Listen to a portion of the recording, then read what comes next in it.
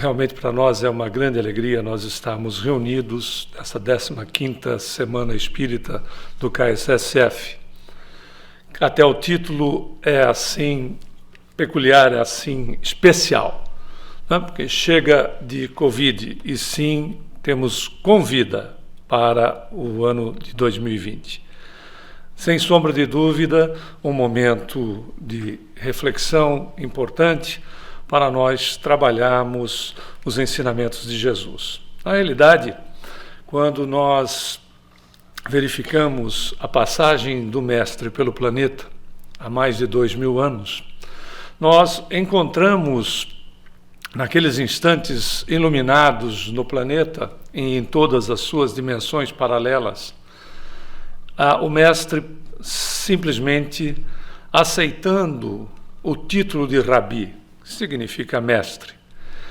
Até porque Jesus veio para todos nós, estivéssemos, como dissemos, na dimensão em que nós poderíamos nos encontrar, ele veio para nos educar. Por isso, o título do nosso tema, como todos já viram, é Educação da Alma. Na realidade, como mestre que era, nos trouxe a condição de nos educar, como o Salvador veio nos salvar, literalmente, de nós mesmos. E, na realidade, para nós darmos início, nós fomos buscar em uma obra de Divaldo Pereira Franco, onde são vários espíritos que se comunicam pela mediunidade desse médium, cujo título da obra, bem a propósito para os momentos que estamos vivendo, é Terapêutica de Emergência, onde destacamos um dos ensinos, onde um dos mentores vai nos esclarecer de que no espírito estão as origens e as matrizes da vida, suas causas, suas realizações. Continua o mentor dizendo: vigiar o pensamento, impedindo a perniciosa convivência das ideias negativas, constitui meta primeira para quem deseja acertar, progredir e ser feliz. Veja que o mentor reforça os ensinamentos de Jesus, quando Jesus, na sua passagem, nos estimula a vigiar e orar, né? A vigilância dos nossos pensamentos para que eles não se transformem em ações, para que eles não se materializem no nosso plano. Mas, com o entendimento da doutrina, que temos a partir do lançamento do Livro dos Espíritos, a 18 de abril de 1857, ou seja, há quase exatos 163 anos, já se faz 163 anos, se fez em 18 de abril passado.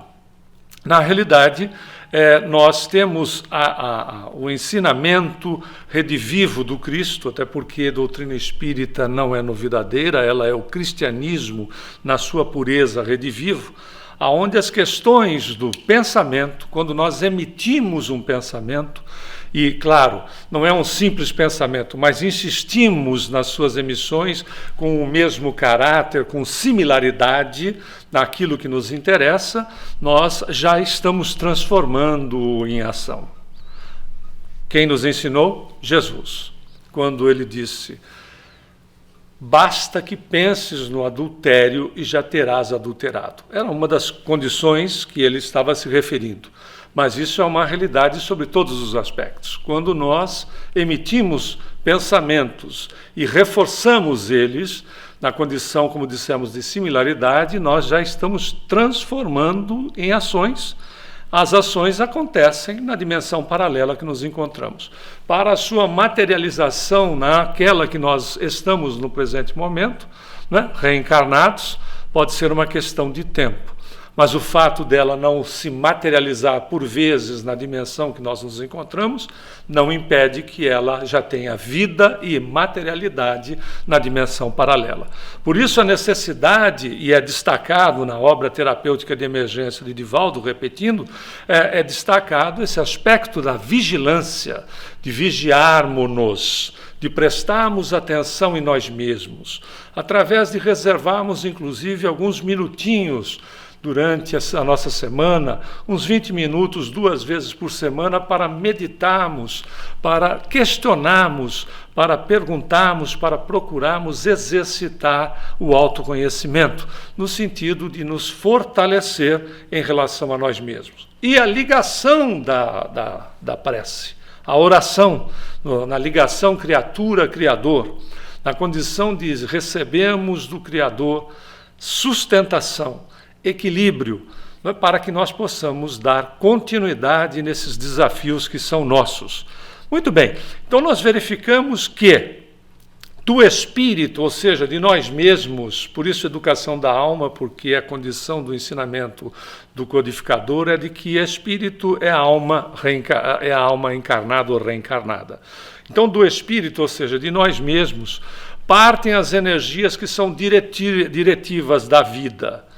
Encarnado ou não, o espírito é o verdadeiro responsável pela atividade consciencial do ser, ou seja, pela nossa condição. Aí se incluindo o pensamento e a capacidade de ideação e a manifestação da vontade a garantir o usufruto do nosso livre-arbítrio. Vejamos então, pela conquista do livre-arbítrio que temos, né, e ele se dá a partir do instante que nós estamos inseridos na condição de espíritos e a medida da nossa evolução, porque ele vai se ampliando à medida da nossa evolução, à medida que nós vamos evoluindo eticamente. Então, a condição de nós estarmos nessa dimensão ou em outra em relação aos nossos pensamentos, como falamos a princípio, na realidade, é a montagem daquilo que nós fazemos. Como exemplo, nós trouxemos uma passagem do nosso lar, onde Dona Laura, no nosso lar, conversando com André Luiz, vai dizer a respeito dos procedimentos no nosso lar, onde foi feito um acordo com a população da cidade para que se pensasse bem. Ou seja, ela diz para André Luiz naquela passagem: quando aqui se emite um pensamento desequilibrado, um pensamento que seja eivado, que seja envolto em receio, rancor, cólera, ou qualquer dessa natureza, que seja contrário às condições da beleza, das condições relacionadas ao amor, ao crescimento, à evolução, esses pensamentos não reverberam na atmosfera do nosso lar, dado que a grande maioria das pessoas, né, na sua quase totalidade, pensam no bem.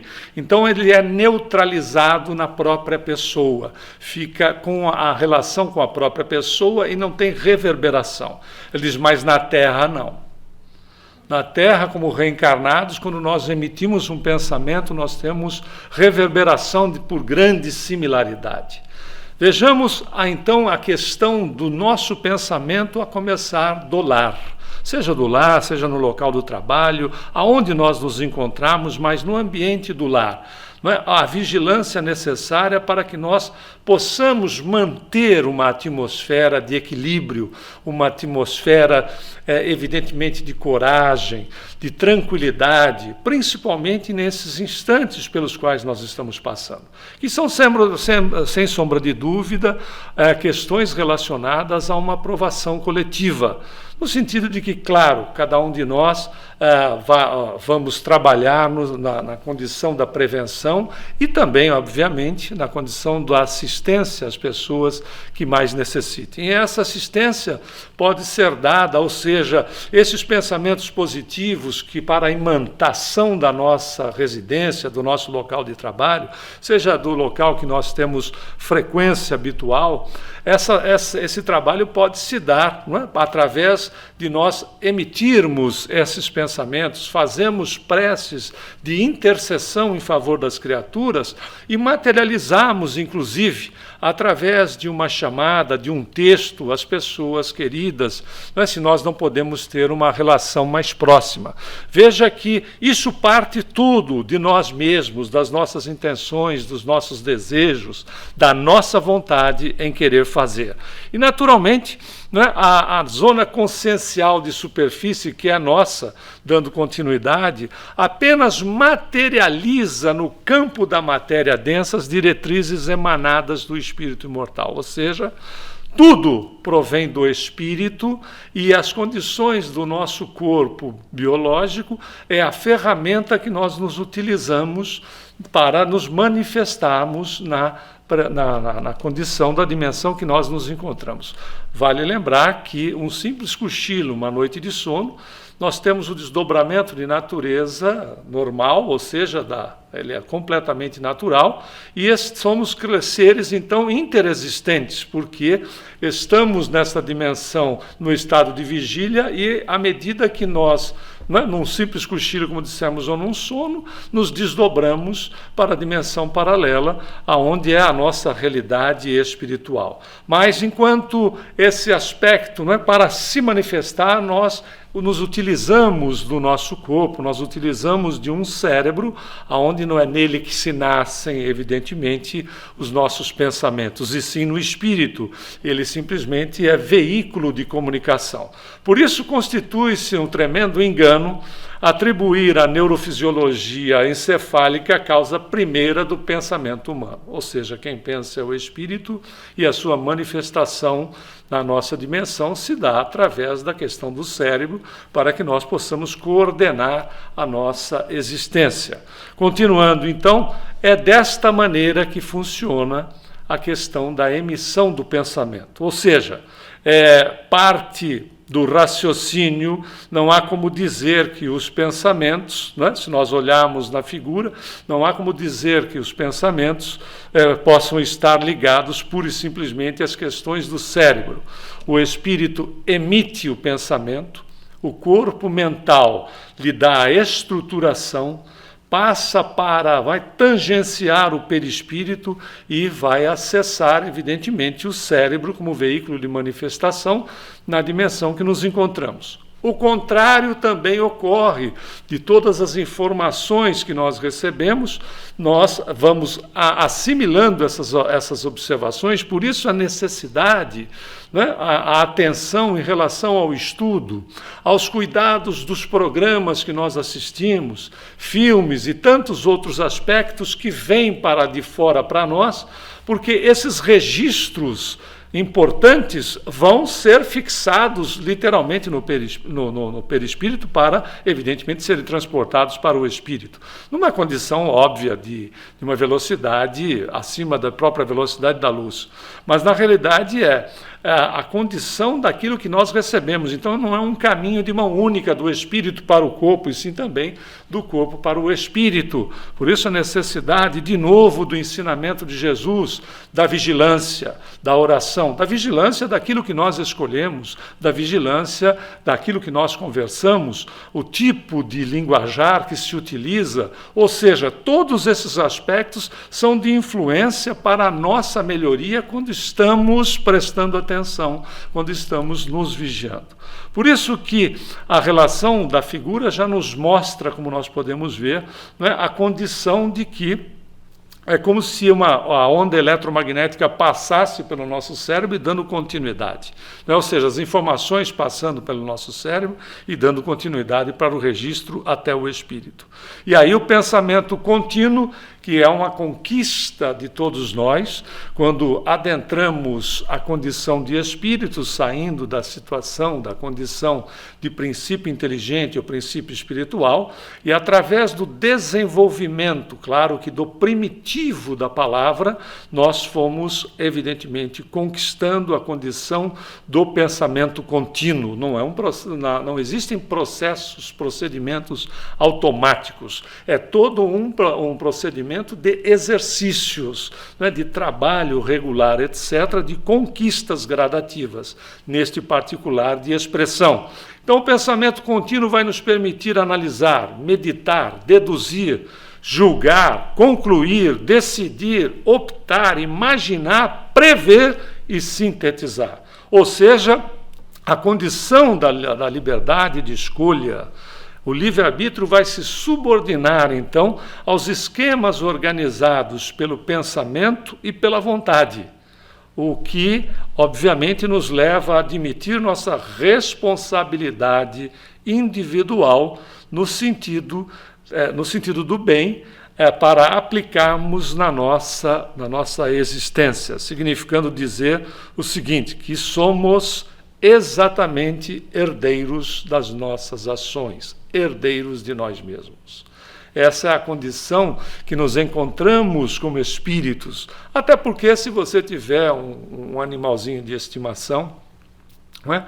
Se você tiver um cão, por exemplo, nessa hora a relação, não existe uma relação ainda desta condição humana, porque estão como princípio inteligente ou princípio espiritual. Tanto é que o seu cãozinho muito provavelmente pode estar dormindo com a barriguinha para cima e não tem nenhuma preocupação com o coronavírus. Não tem nenhuma preocupação com a situação de que se vai ou não vai desencarnar. Simplesmente é uma condição ainda instintiva, é primária no ser, sem essas condições. Nós não. Nós temos que tomar, então, o cuidado no uso da liberdade que conquistamos. No uso da liberdade que conquistamos, até mesmo tomando cuidado na questão das prevenções que temos que ter para conosco mesmo. Isso é utilização de livre-arbítrio. Por isso que, voltando à obra já referendada no início, a Terapêutica Espírita de Divaldo Franco, continua o mentor dizendo: fixar otimismo, vencer receios injustificados, exercitar ideias edificantes, eis o início de programa de vigilância para a mente sadia poder operar um corpo moralmente sadio. É conhecido, né, do poeta romano Juvenal, na sátira X, a expressão mens sana in corpore sano, ou seja, mente sã num corpo são. E, obviamente, as correntes parasitas mentais, que são autoinduzidas, são fenômenos psíquicos muito mais frequentes do que se imagina. Ou seja, retratam a qualidade inferior do pensamento auto-obsessivo a circular em sistema de circuito fechado a ponto de desorganizar a nossa personalidade. Ou seja, por vezes, nas questões de transferência pura e simples, as questões literais de transferência, de que em determinado período da história, claro que nós temos as imagens que vêm há milênios, mas era um procedimento de transferência para algo que estava fora de nós mesmos, o que faz todo sentido. Porque, inconscientemente, como se nós temos em nós as qualidades de natureza divina, somos herdeiros de Deus, nós temos em potência, e já muitas delas em desenvolvimento, obviamente, nós somos potencialmente deuses, como Jesus nos ensinou. Não é possível admitir que uma criatura com todas as qualidades de natureza divina possa admitir nela que existam situações que são íncitas, ou seja, estão dentro dela em caráter definitivo, por isso íncito, não é atribuído, significando dizer que coisas que estejam contrárias às potencialidades de natureza divina têm que estar fora. A criação de um demônio, coisas do gênero, é um processo de transferência, de terceirização. Quando não, a gente terceiriza para as pessoas também, não é? Terceiriza para marido, para esposa, para chefe, para funcionário, para outras pessoas. Um processo de terceirização não é meu, não está em mim, está evidentemente por conta do outro. Como espíritas, muitas vezes já ouvimos as questões dos obsessores, que na realidade, na colocação que estamos aqui abordando, né, nós temos como espíritos que somos completa capacidade de nos auto-obsidiar. E por vezes somos tão bons nisso que acabamos criando prejuízos para nós mesmos com interferência nas pessoas com as quais nós convivemos, em situações de difícil administração, aonde se implementa um hábito, cuja condição de hábito tem a resposta automatizada, esta condição que nós não implementamos vai acabar, evidentemente, interferindo em outras pessoas. Exemplo simples: criaturas que se queixam de tudo e de todos. É do tempo, é da vestimenta, é da alimentação, são das pessoas, enfim, de tudo e de todos. Cria-se um hábito, né, através desta condição, não só prejudicial à própria pessoa, um processo auto-obsessivo, levando a criatura à desorganização da personalidade e levando pessoas do nosso relacionamento a situações, por vezes, muito complicadas também, porque há uma interferência nossa no ambiente que nós estejamos vivendo, com quem nós estejamos nos relacionando. Por isso, o cuidado, né? Novamente, voltamos às questões do ensinamento de Jesus, da vigilância e da oração, para nos sustentarmos e continuarmos nesse trabalho que nos pertence.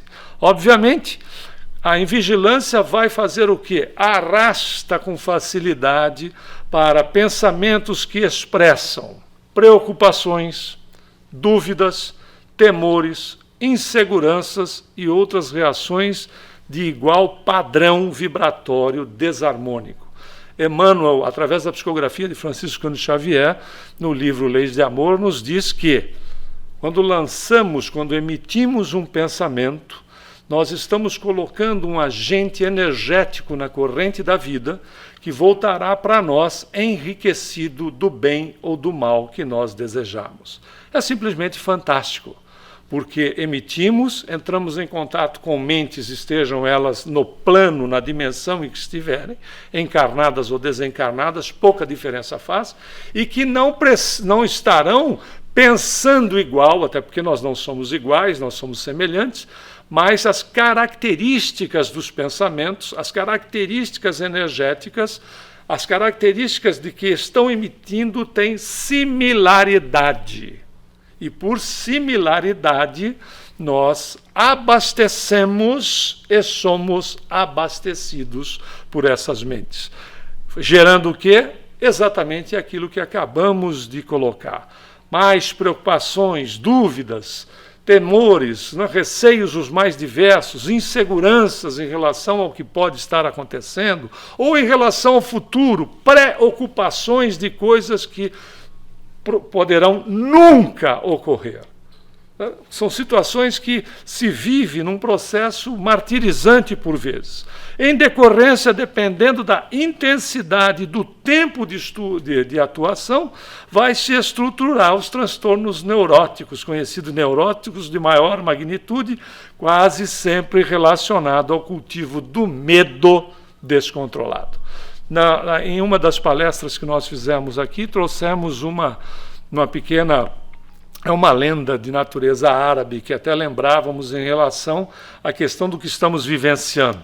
Ou seja, um homem encontra no deserto com uma praga e nesse encontro ele pergunta para a praga para onde ela iria. Ela diz: eu vou à cidade tal, uma cidade populosa, e lá eu vou matar 10 mil pessoas. E, na realidade, passado um ano, aquele homem, novamente cruzando o deserto, reencontrou a tal da praga. E, reencontrando a praga, disse: você mentiu. Porque há um ano atrás, quando eu passei por aqui e te encontrei, você disse que estava indo para a cidade tal, aonde você eliminaria a vida de 10 mil pessoas. Mas, no entanto, morreram 100 mil pessoas. Eu disse assim: não menti não. Na realidade eu fui para lá. E eu, de fato, fiz aquilo que era o meu objetivo. Eu eliminei 10 mil pessoas. As outras 90 mil morreram de medo. É para nós pensarmos. É a capacidade que nós temos em nós mesmos. E não só. A capacidade que nós temos em nós mesmos e a capacidade de influenciação que nós temos nos outros. nas pessoas com as quais nós nos relacionamos, como já dissemos há pouco. Por isso que Kardec, no livro, numa das obras básicas, que é o livro dos médiuns, ele vai nos dizer o seguinte: é necessário evitar de atribuir à ação direta dos espíritos todas as contrariedades, que em geral são consequência do nosso próprio descuido ou imprevidência. E a gente quer fazer transferência para pessoas, né, situações ou até mesmo os espíritos, quando o codificador é claríssimo em relação a isso. Por isso que esta é a questão, essa é a visão, né? Relação de vigilância, de atitude. Claro, óbvio que nós, evidentemente, dentro de determinados parâmetros, o medo pode ser considerado uma reação psicofisiológica que é perfeitamente aceitável, porque senão nós não tivéssemos, né, nós colocaríamos a nossa existência em risco a cada momento. Funciona de uma maneira a nos proteger, obviamente, da mesma maneira que a dor. Se formos analisar o processo da dor, se nós não tivéssemos o processo da dor em nós inserido, nós não teríamos a menor condição de cuidarmos do próprio corpo que nos serve. Mas, em relação às questões do medo, daí a se autoflagelar, vai uma distância gigantesca. Esses aspectos, uma coisa é a naturalidade em nós, outra é a situação de autoflagelativa do ser nele mesmo, aonde, no excesso que ocorre, neurotiza o indivíduo de tal maneira, ou seja, o terror incontido, quando o indivíduo perde o controle de si e consente as ideias auto-obsidiantes, ou seja, as correntes mentais, né? As correntes parasitais mentais autoinduzidas, martirizam continuamente o seu próprio campo mental e ocorrendo os reflexos prejudiciais na própria estrutura da sua personalidade. Tanto é a realidade que, conversando recentemente com um amigo nosso, ele foi ao mercado e ele estava lá dentro das normas requeridas pelo mercado, de máscara, estava usando inclusive luva, etc. E um outro indivíduo, com máscara também, tossiu algumas vezes, usando máscara. E ele estava respeitando a distância que é solicitada, ele respeitava a distância e todo municiado, bem como o outro cidadão lá, que deu algumas tossidas, e ele nos contou que já voltando para casa, ele já teve um acesso de tosse.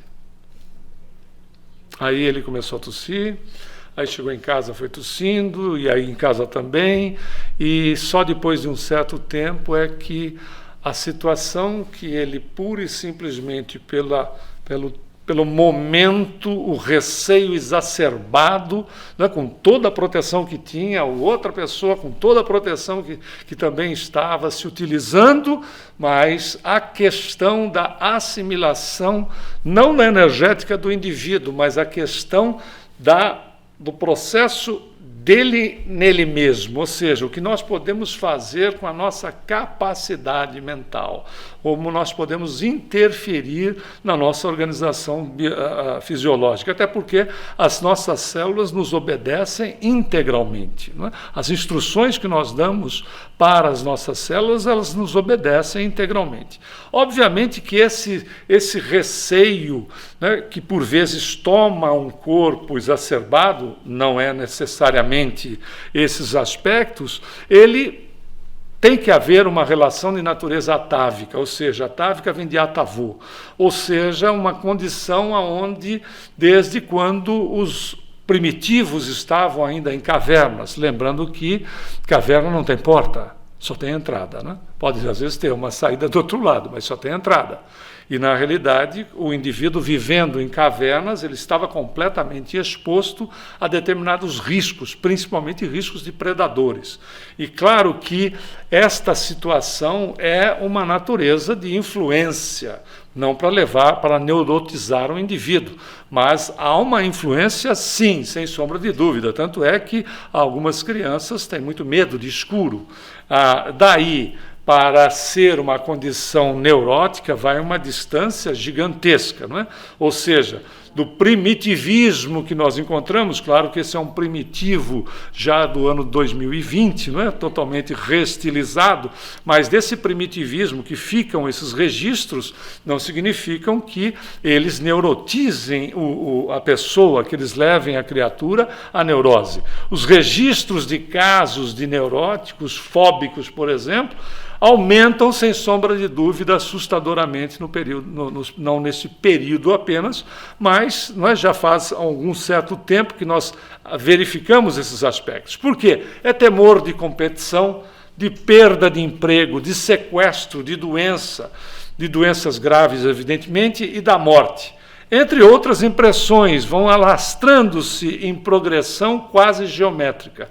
Veja, ter a questão de o receio para a autopreservação é o óbvio. Agora, transformar esta condição natural numa neurose vai uma distância gigantesca.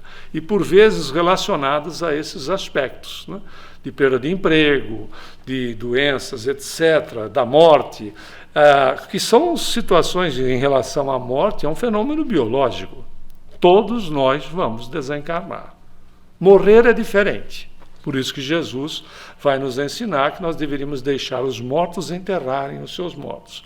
Morrer é diferente, não é? Porque podemos encontrar cadáveres que andam, ou seja, a inutilidade em si mesmo e de si mesmo projetando para o semelhante é um cadáver que anda. Nós não morremos, nós desencarnamos, mas é um fenômeno biológico em relação à nossa condição nesta dimensão que nós encontramos. Nós vamos desencarnar, ou seja, mas ninguém tem interesse em desencarnar logo. Por isso a necessidade de buscarmos nos preservar das melhores maneiras possíveis. Mas por que esses aspectos neuróticos fóbicos acontecem, né, nesta situação quase, nessa progressão quase geométrica? Por que disso tudo? Se nós formos buscar a ausência da fé, a falta de uma formação religiosa centrada na imortalidade da alma, ou seja, nós não desaparecemos, na reencarnação e na lei de causa e efeito, contribui enormemente para aumentar os casos de correntes parasitas mentais autoinduzidas, ou seja, de auto-obsessão. E aí a criatura se empanturra de medicação.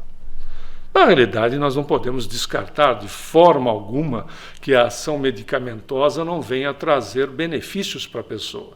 Mas, na realidade, sem que haja um trabalho em paralelo destes aspectos que estão voltados para nós como espíritos, o que nós vamos verificando é que estamos mascarando o problema. E mascarando o problema sem trabalharmos e exercitarmos as questões relacionadas à nossa espiritualidade, a tendência é ao aumento de medicação para que se alcance um pouco da tranquilidade. Aonde está, e não abandonando o tratamento de forma alguma, mas aonde está o outro aspecto, o ponto central para nós que somos espíritos, a condição de nos educar com Jesus. Educar-se com Jesus para educar, através do exemplo, através da atitude. Então é o educar-se, é o beneficiar-se beneficiando. E a educação com Jesus, ela começa, evidentemente, na infância. Trouxemos aqui até um dos filmes do maior biografado do planeta, que é Jesus, onde as expressões das criaturas nesse momento é muito interessante, dos atores, etc., principalmente dos atores mirins, né, mostrando felicidade, alegria de estar à frente de Jesus. Mas não é neste instante. Naquelas filas intermináveis no Grupo Espírita da Prece, que era o centro espírita dirigido por Francisco Cândido Xavier, o nosso Chico Xavier, que fundou em 1975 e dirigiu a casa até o momento do seu desencarne, ou seja, durante 27 anos, no seu desencarne em 2002. Formavam-se aquelas filas enormes depois das atividades da noite, aonde as pessoas se despediam dele. E, obviamente, existiam casos, os mais diversos, que aconteciam ali naqueles instantes de uma conversa rápida, pela multidão que se formava, não é, que se aglomerava e fazia uma fila enorme, mas casos interessantíssimos. E em relação à questão da educação com Jesus, da educação com o Evangelho, com a Boa Nova do Cristo, uma moça uma jovem mãe com um bebê, se chegou o Chico e perguntou para o Chico: Chico, quando é que eu devo começar a fazer o Evangelho para o meu filho? Aí o Chico, naquela simplicidade toda dele, mas com aquela mediunidade incomparável, né, que se apresentava, ele disse: o Emmanuel está aqui ao meu lado e pediu para que eu perguntasse para a senhora quanto tempo tem de vida o seu filho, o seu bebê. Ele disse: mas meu menino é muito novinho, Chico. O meu menino só tem 2 meses. Aí ele disse: olha, o Emmanuel está me dizendo que a senhora já está atrasada há 11 meses. Ou seja, o período da gravidez, tão logo ela se percebeu grávida, e os 2 meses do garoto. Né? Tão logo a mamãe se sinta, né, perceba a sua gravidez, se já é uma prática do Evangelho, é a continuidade, se não é uma prática, é a oportunidade. Aí a pergunta é: mas o reencarnante pode estar consciente? Dependendo da condição evolutiva do reencarnante, sim. Se não estiver consciente, né, nesta ligação, ele vai receber através das energias positivas, né, das vibrações positivas que vão ser direcionadas para ele. Por isso a educação, educar-se com Jesus, e ao mesmo tempo que nós procuramos esse exercício, porque é um exercício, nós estamos beneficiando as pessoas que nos cercam. Evidentemente, vai Jesus nos ensinar, então, vá e não erres mais para que não te aconteça pior. Outros aspectos dos seus ensinamentos sublimes: tudo aquilo, portanto, que quereis que os homens vos façam, fazei-os vós a eles. É tão significativo e tão importante os ensinamentos de Jesus, destacando esse, por exemplo, porque era de conhecimento dos nossos irmãos judeus, né, a recomendação de Tobias no Velho Testamento, que ele disse: não façais aos homens. Não, um aspecto negativo em relação ao ensinamento. Jesus faz exatamente o contrário, coloca de forma positiva: tudo aquilo, portanto, que quereis que os homens vos façam, fazei-os vós a eles. Ou seja, é uma atitude positiva e não de negação. Quando Tobias nega, era de conhecimento, conforme dissemos, do povo judeu. Tobias faz traz um ensinamento com uma negação. Jesus traz um ensinamento com os aspectos positivos, né, afirmativos da atitude do ser, significando que não basta não fazer o mal, é imperioso fazer o bem. Há que se ter a atitude do bem, porque todas as vezes que nós não fazemos o bem, nós damos espaço para que o mal se estabeleça. Por isso é a atitude, é o esforço, é o exercício, principalmente nessa questão de transformação interior, né? De mudança, de tirar a casca do homem, da mulher, né? Antigos, envelhecidos, rançosos, para a condição nova. No exercício, não é uma situação de mudança de uma hora para outra, a natureza não dá salto, mas são os exercícios de substituição de hábitos, porque nós não eliminamos hábitos, nós substituímos hábitos. São esses exercícios que nós vamos fazendo. E como a nossa condição de reencarnantes, nós só reencarnamos para exercitar relacionamento. Não é para sofrer, para pagar e coisas negativas. Nós reencarnamos para exercitar relacionamento. E no nosso nível que nós nos encontramos evolutivo, não existem relacionamentos que sejam perfeitos. Não é? Porque às vezes nós exigimos que os relacionamentos sejam coloridos e completamente perfeitos e que se encaixem perfeitamente. No nosso padrão evolutivo isso não é possível. Só é possível se você comprar um Lego, porque aí eles são coloridos e se encaixam perfeitamente. Fora isso, é exercício puro, é de fato se colocar mãos à obra, fazer aquilo que nos compete, vivendo dentro dos padrões possíveis com Jesus, exercitando o Evangelho dentro das nossas possibilidades, né? Porque exercitar o Evangelho com Jesus é, evidentemente, viver mais leve. Viver com Jesus é viver mais feliz, viver mais confiante e viver, acima de tudo, com paz. E falando em paz, muita paz a todos.